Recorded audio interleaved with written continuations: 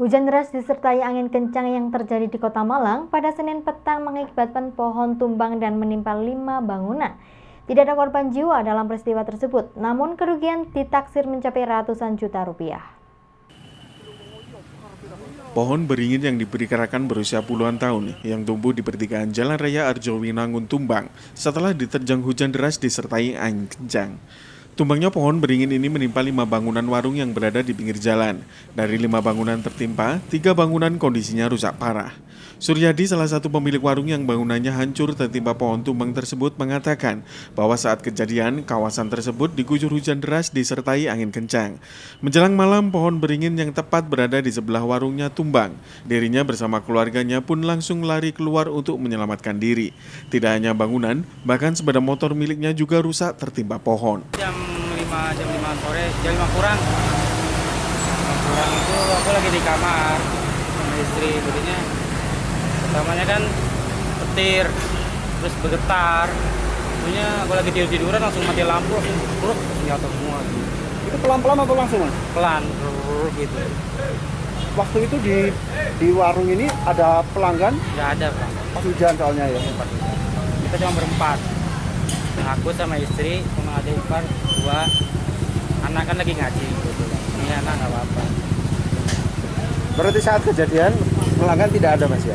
Hah? Saat kejadian pelanggan tidak ada di Tidak ada. sini? Itu kondisi masih buka apa tutup, Mas, warung? Buka. Ini yang kerusakan apa aja, Mas? Banyak. Rusak semua. Mas, kira-kira kerugiannya mencapai berapa ini? Kalau di ane paling kira-kira 60 juta. Sementara itu, Lurah Arjowinangun menjelaskan bahwa hujan deras disertai angin yang terjadi di wilayahnya mengakibatkan 2 pohon berukuran besar tumbang. Selain rumah rusak akibat tertimpa pohon, atap sejumlah rumah warga juga rusak akibat diterpa angin. Kita lihat ini ada rumah Padang, warung Padang, ada mie pangsit, ada counter voucher, kemudian ini ada jamu herbal, tapi yang paling parah ada 3, mie pangsit, counter sama warung Padang. Untuk pohon tumbang sendiri di wilayah Arjowinangun tercatat ada berapa? Ada dua yang besar di Raya Arjowinangun. Salah satunya yang paling besar ini adalah yang beringin. Di sana juga ada terumbu besi yang diameternya kurang lebih 1,5 meter. Sementara itu, pada Selasa pagi, Dinas Lingkungan Hidup yang dibantu petugas BPBD datang ke lokasi untuk membersihkan dan memotong pohon beringin yang tumbang. Simon Alfredo melaporkan. Sementara itu, hujan deras disertai angin kencang yang terjadi di Kota Malang pada Senin petang kemarin juga mengakibatkan atap plafon gedung Islamic Center Kota Malang roboh diterpa angin. Belum dipastikan total kerugian karena Pemkot Malang masih belum merilis kerusakan yang terjadi di gedung Islamic Center. Inilah video amatir yang berhasil direkam saat atap plafon gedung Islamic Center Kota Malang roboh saat diterpa angin kencang pada Senin petang kemarin. Dalam rekaman video tersebut terlihat atap plafon lantai 1 gedung Islamic Center roboh dan karyawan yang bertugas di gedung tersebut berlari menyelamatkan diri. Sementara pada Selasa pagi terlihat Sekda Kota Malang meninjau atap plafon gedung Islamic Center yang roboh. Namun Sekda Kota Malang enggan berkomentar karena masih menunggu hasil identifikasi lanjutan. Bahkan media dilarang untuk melakukan peliputan di lokasi kejadian. Sejumlah petugas disiagakan di pintu masuk untuk menghalangi media yang akan melakukan peliputan. Lurah Arjowinangun saat dikonfirmasi terkait kerusakan gedung Islamic Center, pihaknya belum mengetahui persis. Lurah Arjowinangun hanya mengakui adanya kerusakan materi pada gedung Islamic Center. Hingga saat ini Pemkot Malang masih belum memberikan pernyataan terkait kerusakan atap plafon yang roboh akibat diterpa angin pada Senin petang.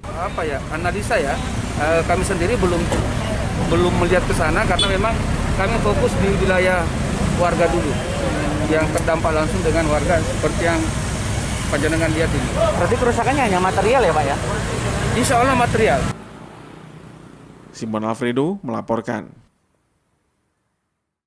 Mahalnya harga minyak goreng berdampak pada perajin tempe di sentra industri tempe Sanan Kota Malang.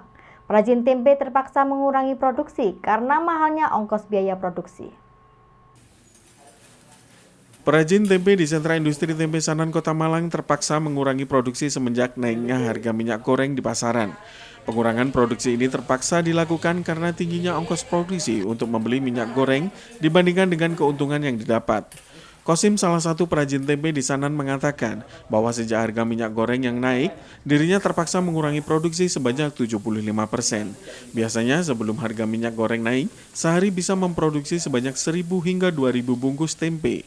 Namun pasca harga minyak goreng naik dan di stopnya pasokan minyak subsidi, dirinya mengurangi produksi dan sehari hanya mampu memproduksi 250 bungkus keripik tempe. Dengan pengurangan produksi ini, Kosim tidak bisa melayani permintaan pelanggan dari luar Malang.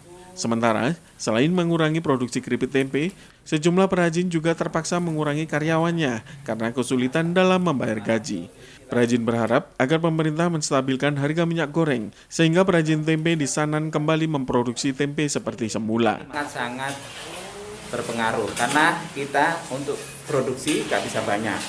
Terpaksa mengurangi yang 100% jadi 25%. Pengurangannya 75%. Biasanya kita produksi 3 orang, katakanlah dalam sehari kita dapat 1.000 atau 2.000 bungkus. Paling enggak sekarang cuman berapa ratus gitu aja. Kalau minyaknya sekarang di mana, Pak? Nggak bisa melayani, nggak bisa melayani keluar. Karena apa? Kalau dijual di sini masih dapat. Tapi kalau untuk melayani yang luar, pesan-pesanan untuk yang dijual lagi, kita tidak mampu. Karena tidak sesuai dengan produksi, biaya produksi dengan penjualan. Akhirnya kita terpaksa kita stop. Kita produksi hanya sekedar untuk dijual dulu. Simon Afrido melaporkan. Terima kasih Anda masih bersama kami dalam Info 7 Malang Raya. 3 hari menjelang puasa, harga kebutuhan di Pasar Karangploso sudah mengalami kenaikan. Kenaikan berbagai jenis barang ini sudah berlangsung sejak beberapa hari yang lalu. Namun dibandingkan dengan awal puasa tahun lalu, tahun ini terasa tidak seramai tahun lalu. Para pedagang berharap 1-2 hari ke depan pasar bisa semakin ramai. 3 hari menjelang awal puasa, harga barang kebutuhan di Pasar Karangploso sudah mengalami kenaikan. Harga-harga ini sebagian sudah ada yang mengalami kenaikan sejak beberapa hari yang lalu. Kenaikan harga ini terjadi setiap menjelang bulan puasa seperti terigu, kertas bungkus, mie, dan masih banyak barang lainnya tetapi masih belum signifikan. Telur ayam saat ini naik dari harga Rp24.000 per kilogram menjadi Rp26.000. Harga beras masih relatif stabil dan kenaikan biasanya terjadi tidak banyak. Sementara untuk minyak goreng kemasan sudah mulai terlihat banyak di pasar.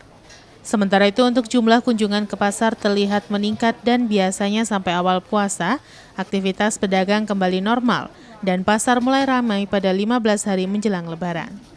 Menurut salah seorang pedagang di Pasar Karangploso menjelaskan, harga kebutuhan 1 minggu menjelang awal puasa sebagian besar naik dan biasanya pada 3 atau 2 hari menjelang awal puasa, pembeli ada peningkatan. Tetapi awal puasa tahun ini dirasa lebih sepi pembeli dibanding tahun lalu. Gimana harga-harga saat ini, Bu? Harga naik semua. Iya, rata-rata apa aja yang naik, Bu? Ya bungkus gajah merah itu naik. Biasanya 27, sekarang 30. Kemudian apa? Minyak apa? Mie, telur? Telur biasanya 24, sekarang 26. Oh, 26. Mie. Mie biasanya 34, sekarang 36. 36. Tapi untuk yang pembeli meningkat, Bu, kelihatannya? Iya, ya meningkat pakai selamatan itu. Ya, berapa persen sampai berapa persen dibanding hari biasa, Bu? Ya berapa ya? 20, 30, ya, 40? Sekitar itu. Sekitar itu, Bu. Tapi ini kan kemudian untuk dekat kalau 1 hari 2 hari biasa harga bisa naik lagi, Bu. Ya, biasanya Rame. Tapi setelah 1 minggu puasa biasanya gimana? Libur sepi. Sepi. Ramenya lagi kapan, Bu? Ya kira-kira 15 hari lagi. Oh, berarti setengahnya ya. Sampai full. Iya. Tapi yang pembeli banyak, Bu ya, rame ya. Ya kalau pagi bakul-bakul itu. Iya. Oh, tapi masih alhamdulillah, Bu ya. Tapi dibanding dengan tahun lalu gimana?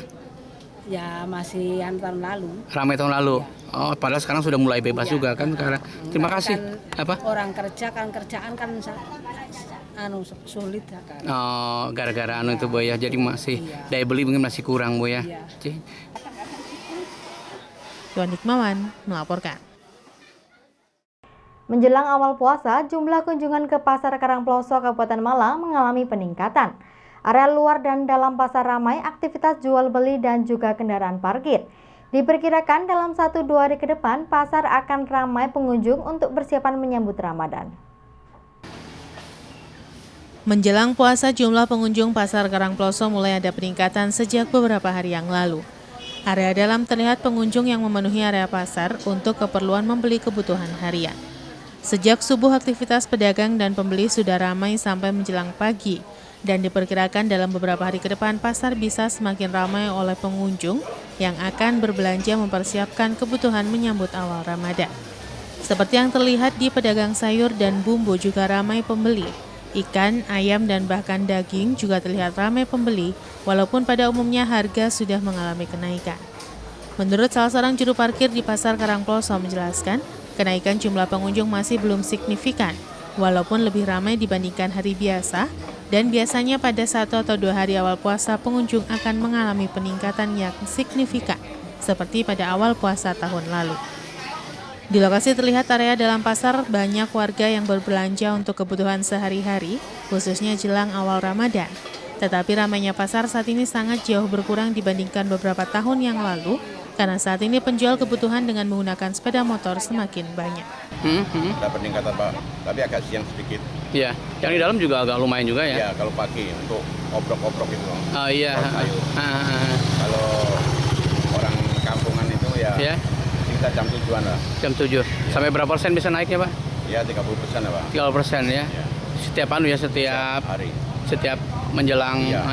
Tapi nanti kalau deket-deket 1 hari 2 hari bisa lagi ya? Bisa meningkat lagi. Bisa 50%. Bisa 50% ya? Iya. Biasanya kalau yang masuk parkir berapa nih sudah deket-deket pas padat-padatnya ini? Ya 500-an lah Pak. Setiap hari ya? Setiap hari. Selama sampai kapan itu? Ya selama 1 bulan lah. 1 bulan. Biasanya kan setengah-tengah itu biasanya agak sepi juga tengah-tengah puasa biasanya. Udah Pak, ada peningkatan lagi Pak. Peningkatan lagi? Iya. Sampai puncaknya? Yang puncaknya H-1 itu. Oh, H-1 tambah rame lagi ya. Tapi kendaraan yang naik bisa sampai berapa kalau sudah puncaknya? Ya kurang lebih ya 600 gitu Pak. 600 itu ya? Ya. Mobil juga agak banyak sekarang ya? Ya. Oke. Kan sekarang bebas ya Pak. Oh iya, tengah ada pembatasan dan sebagainya.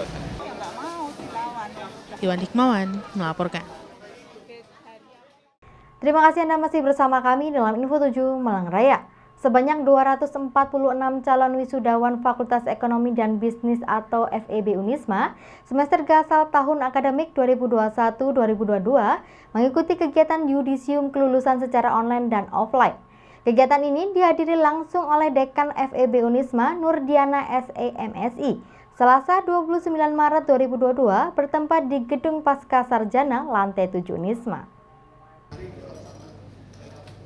Kegiatan yudisium semester gasal tahun akademik 2021-2022 dihadiri langsung oleh Dekan FEB Unisma Nurdiana SEMSI beserta para wakil dekan, para ketua jurusan serta para mahasiswa FEB Unisma secara online dan offline. Acara diawali dengan penampilan tarian kreativitas Nusantara yang dibawakan oleh para mahasiswi FEB Unisma.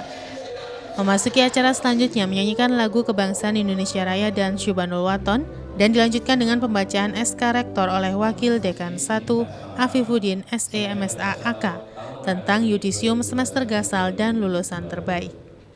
Pada yudisium kelulusan Prodi Manajemen Akuntansi dan Perbankan Syariah, lulusan terbaik Prodi Manajemen Niken Resanti IPK 4,00, Eva Rudiana IPK 4,00, Ahmad Kasyas IPK 4,00. Untuk Prodi Akuntansi lulusan terbaik diraih 5 lulusan, yaitu Andre Bayu Pratama, Normala Sari, Umroh Faizah Amalia, Luis Wijaya Kusuma, dan Firda Rahayu Aisyah dengan IPK masing-masing 4,00.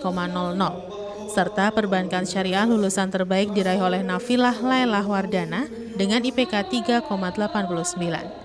Acara dilanjutkan dengan penyerahan piagam kepada para lulusan terbaik oleh dekan dan ucapan selamat dari para wakil dekan dan berfoto bersama.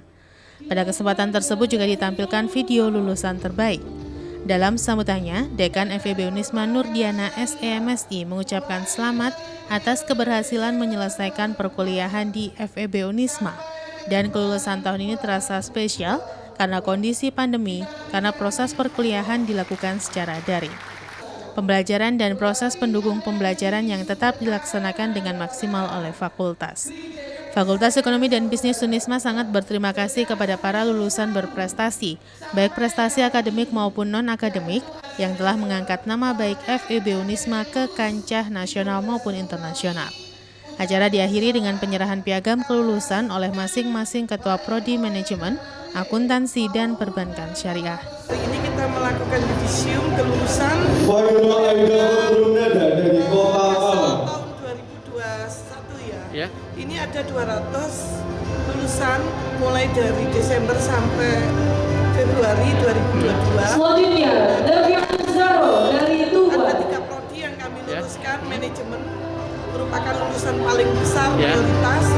Rika Ameliawati dari Kota Malang. Dan ada prodi perbankan syariah. Nah, di dalam yudisium kelulusan ini menandakan bahwa mereka secara resmi telah di-SK. Selanjutnya, Iwan Saputra dari Kendari untuk mendapatkan ijazah. Nah, di dalam yudisium kelulusan ini tentunya kami melihat banyak prestasi Dwi Putri Lestari dari Kota Bangkalan. dalam prestasi perguruan tinggi. Salah satunya mereka adalah telah banyak Didi Dwi Anggreni dari Kota Blitar. di Thailand, kemudian ada juga di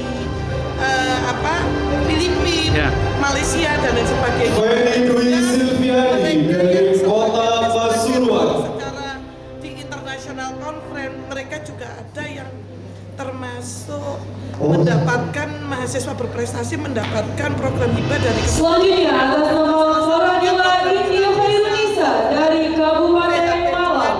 Ada juga program-program yang Neni Winardi dari Kota Malang. dikompetisikan secara nasional. Nah, ini merupakan lulusan yang spesial bagi kami. Banyak dari mereka Sylvia Arta Mervia dari Bali. IPK, tapi ada juga yang lulus mereka itu berprestasi mendukung pemeringkatan perguruan tinggi. Sehingga kami kepada mereka tentunya ini sejalan dengan program-program yang sudah kami canangkan di dari Malang. dijalankan MBKM, terus digulirkannya hibah-hibah melalui MBKM, mereka ternyata bisa menjadi pemenang di dalam kompetisi itu. Kemudian juga di sini yang kami juga sangat patut bersyukur sebagai laboratorium yang juga mendapatkan penghargaan secara nasional.